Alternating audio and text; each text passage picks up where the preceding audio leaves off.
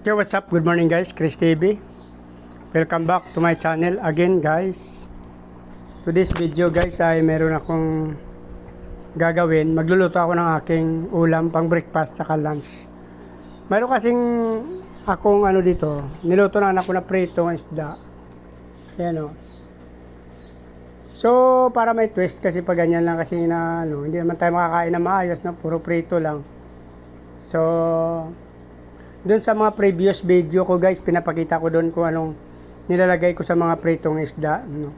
Kahit tira-tira na pwede naman siya basta prito, no? Yun sa mga previous video ko naglalagay tayo ng parang gulay. Doon sa una, yung nilalagay ko diyan yung parang tinitinda sa palengke na, no? Yung halo-halo na mga gulay, yung parang pinakbet. Yun ang sa unang video ko, yun ang aking nilalagay. Tapos doon sa pangalawang video ko, yung pinapakita ko doon, yung sinahog ko doon, yung alugbati guys. Kung ayun ko lang kung sino nakakilala ng alugbati. Alugbati kasi yan sa probinsya namin. Hindi ko alam ang nun eh. Yung Tagalog kung alugbati pa rin. So, sa ngayon, sa pangatlong video na to guys, mayroon bumili ako ng malunggay tsaka sitaw. So, yan ang ilalagay natin yan. Actually, hinati ko lang kasi meron na doon. Pati mang aking sitaw tsaka sibuyas, hinati ko lang din guys.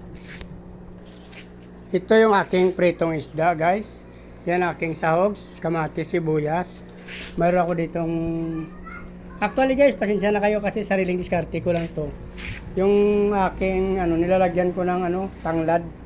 Kahit isda lang siya, nilalagyan ko siya ng tanglad. Kasi gusto ko yung mabango siya. Tapos meron tayong sibuyas dahon, meron tayong sitaw, tsaka malunggay guys. Hindi ko alam kung na-try nyo rin to kasi ako sinusubukan ko lang to i-try yung malunggay tsaka sitaw kung hindi naman sila masama pagsamahin. Meron tayong sibuyas din dyan yan. Iba na ito sibuyas. Ako nilalagyan ko ng sibuyas dahon kasi maganda yung sibuyas dahon yan. Mas masarap kasi yan, mabango. Tapos kahit isda nilalagyan ko ng tanglad yan guys, yan. Yung natira kasi hindi ko naman inubos lahat kasi sobrang dami naman. Yun, susunod naman yan. Baka sakaling susunod na araw kaya bukas, magamit pa rin natin yan. So ipakita ko sa inyo guys yung aking preparation dito. Naglagay tayo dyan guys ng tubig. So lagyan natin ng konting asin.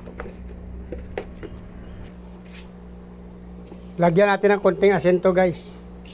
Mamaya natin dagdagan, kunti lang.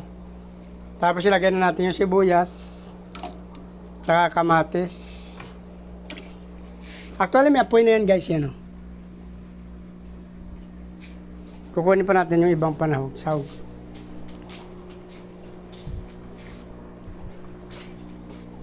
Yung malunggay mamaya na natin ilagay ito.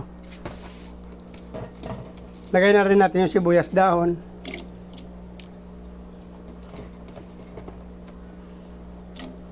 Nakaugas na ako guys ha.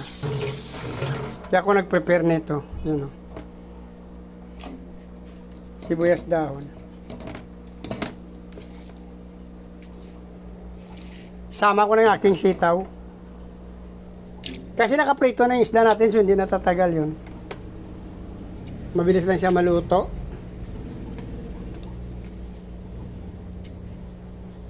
Ilagay ko na rin yung tanglad guys. Yan. Lahat yan guys, naugasan ko na yan. Ito yung iwan natin mamaya na. Tsaka yung isda. Yan guys. Antayin ko na lang yan guys kumulo. Tapos nalagyan natin yung isda. Yung bangus na prito. Ayan guys oh.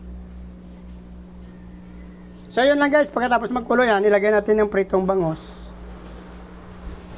Tapos lalagyan natin ng magic sarap o ano ang gusto nyo.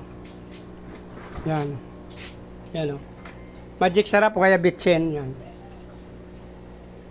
Pag kumulo na ilalagay natin yung isda. Pagkatapos na kumulo, pakuloy natin ng mga 5 minutes. Tapos ilagay natin to. Bago natin hanguin, lagyan natin ng magic sarap o kaya bitchen guys. So yun ang aking proseso. Hindi naman talaga master kasi nag-aaral pa lang din ako sa mga pagulay-gulay pa. Ayun guys. So kung nagustuhan nyo yung video nito at natapos, please like, follow, subscribe sa aking YouTube channel guys.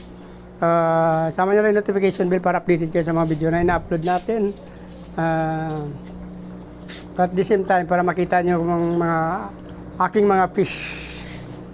So, pakipollow nyo rin yung aking Facebook page, Chris Molino guys. Maraming salamat at mabuhay kayo hanggang gusto nyo. Bye-bye! Good morning! Today is July 10 guys, Wednesday. Maraming salamat! Bye-bye!